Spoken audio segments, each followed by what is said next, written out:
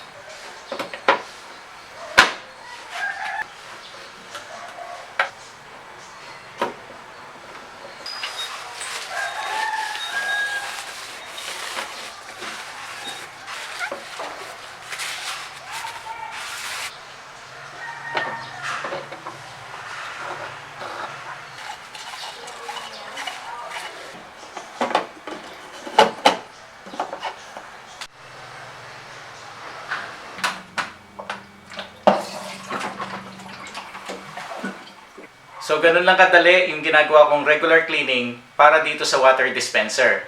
So, kung nagustuhan yung video ko na ito, please share, like, and subscribe to my YouTube channel. And don't forget to click the notification bell para updated kayo sa mga susunod ko pang video. So mga kaibigan, maraming salamat. Until next time, God bless.